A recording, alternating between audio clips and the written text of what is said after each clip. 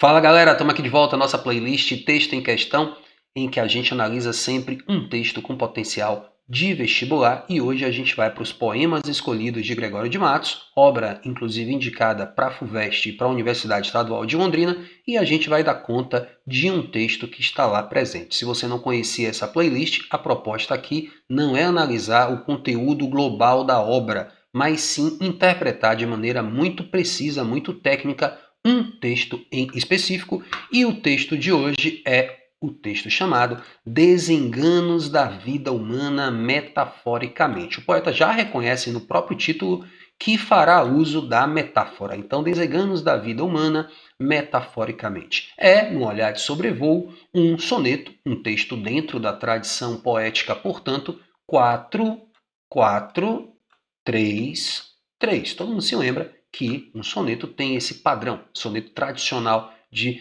molde italiano, inclusive o grande nome Francesco Petrarca, o criador, o desenvolvedor, melhor dizendo, do soneto. Então a gente tem aqui o Gregório que está se filiando a essa tradição do soneto. Por sinal, já temos aqui no canal, primeiro episódio dessa playlist foi uma análise de um soneto de Olavo Bilac, indicado para a Unicamp. Então fica aqui o vídeo em cima para você acessar, se quiser. E a gente vai para mais um soneto, Os Desenganos da Vida Humana Metaforicamente. Então, um soneto rimado, ida, a gente pode chamar de terminação A, ada, a gente vai chamar de terminação B, então AB, BA. Né? Então, ada, ada, melhor, ida, ada, ida. E depois de novo, né? Ida, ada, ada, ida. Então ele tem um esquema bem repetitivo, né? AB, BA, AB, BA. E depois, nos tercetos, ele usa um esquema CD-CD. Então a gente tem ESA, OSA, mudou o final, né? Mudou a letra,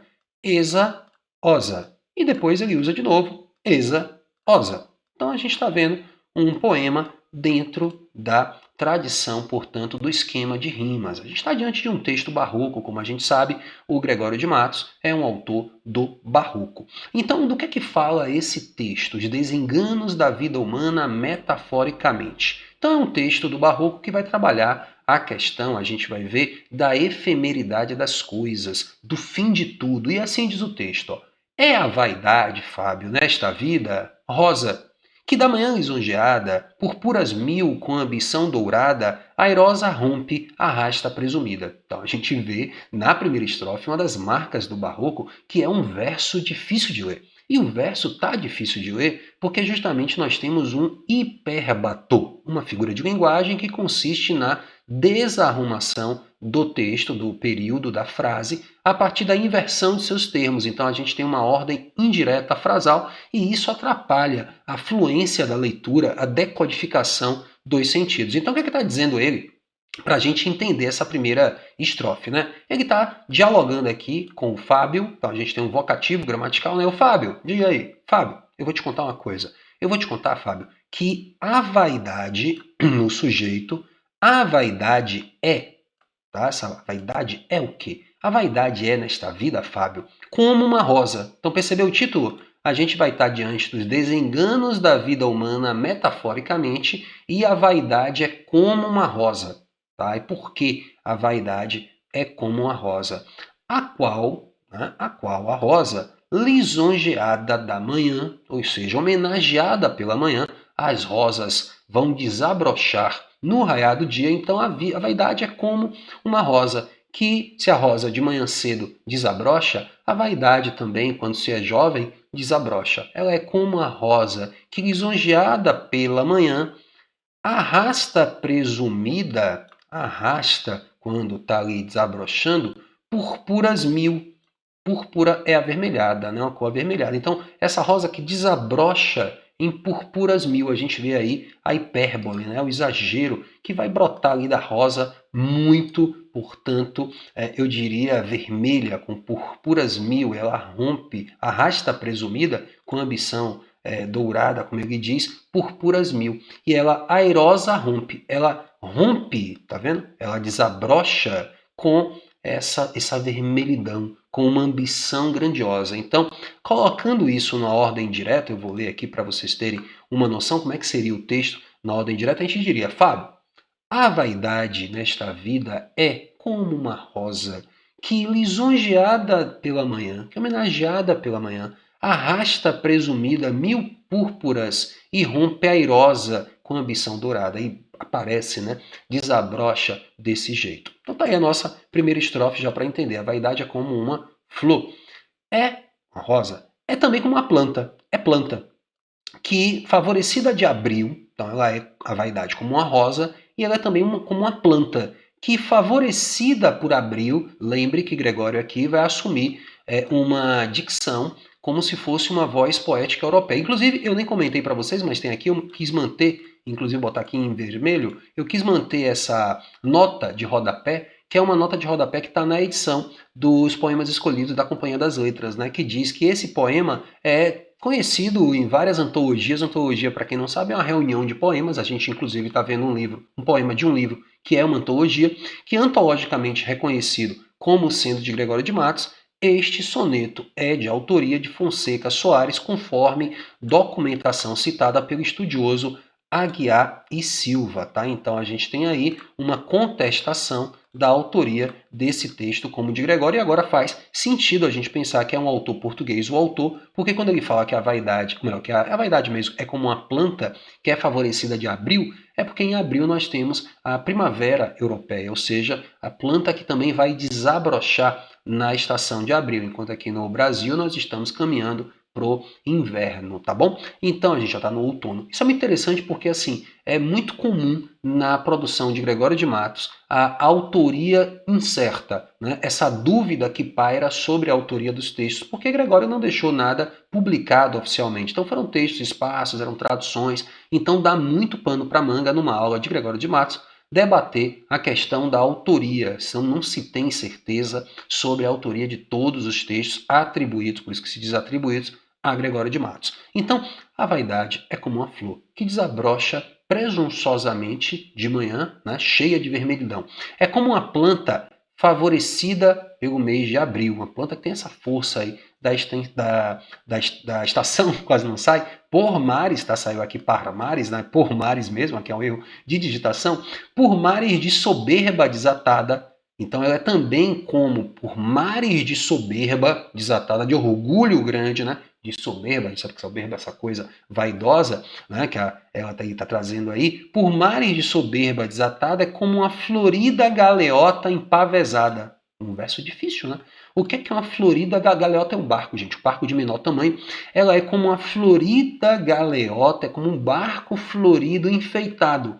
Empavesado é cheio de bandeiras, cheio de adornos, tá? Um barco cheio de, portanto, decoração. Então a vaidade é como essa galeota florida, embelezada por mares de soberba navegando, que sulca, que abre orgulhosa, ufana e que navega destemida. Tá vendo que sulca, sulcar é abrir um sulco, um caminho, né? Sulca, ufana, vaidosa, né? Cheia de si, navega destemida. Tá tranquilo? Então ele comparou aí metaforicamente, como diz o título, a primeira estrofe com uma rosa, na segunda estrofe com uma planta, na terceira estrofe agora ele compara, na segunda estrofe ainda ele compara com uma galeota decorada. É, enfim, como um anal. É nau, enfim, que é um barco de maior extensão, né? Então é rosa, é planta, é galeota, é nau. A gente também vê um processo gradativo, né, na construção do poema. A vaidade vai ser, deixa eu tirar aqui a vaidade, voltar, deixa eu colocar o rosa, que é o que eu quero aqui, pronto.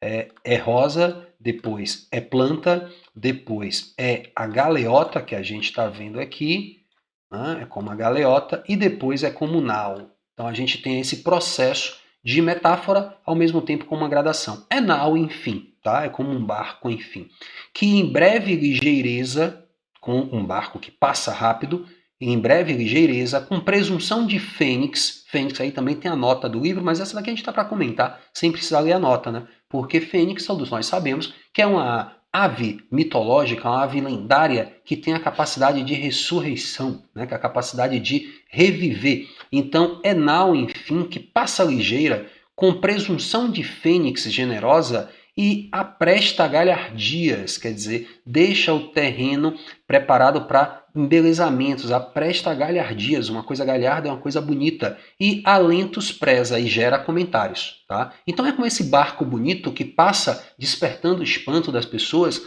e levando consigo esse enfeite, essa galhardia, essa beleza, tá? Repare uma coisa muito interessante que já tem aí, é que é um barco que passa, não é um barco fixo, não é uma planta o ano todo, é uma planta numa estação, não é uma rosa todo dia, é uma rosa pela manhã. Então, percebendo, eu comecei dizendo o texto, com essa interpretação, dizendo que o texto era baseado em uma das temáticas do Barroco, que é justamente a efemeridade das coisas. Então, o Gregório está discutindo aí a vaidade, que como em vários quadros do Barroco, a gente está vendo aqui, inclusive uma obra do Peter Klaas, que é uma obra que traz aí uma vanitas, uma natureza morta, que é esse quadro em que aparecem frutas, aparecem objetos sobre uma mesa, é um tema muito explorado na história da arte, que tem seu início no Barroco. Então a gente vê aqui o Peter Klaas com uma tela chamada vanitas, em que a gente vê alguns elementos que são justamente elementos que vão dar conta dessa efemeridade, né? Então nós temos um relógio, a ideia de que o tempo passa,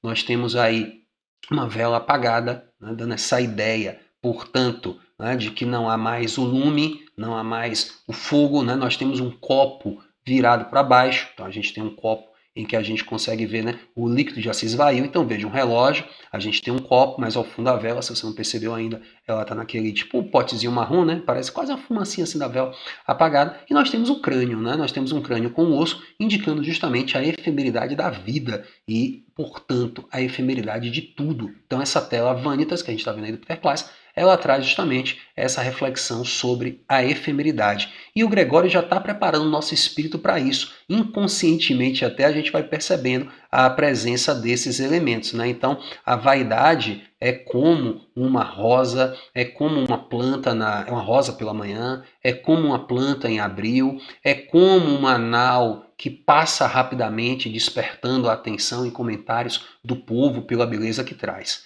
Mas ser planta, ser rosa, nau vistosa, a última estrofe, tá? Mas ser planta, ser rosa, ser uma nau bonita, vistosa, de que importa?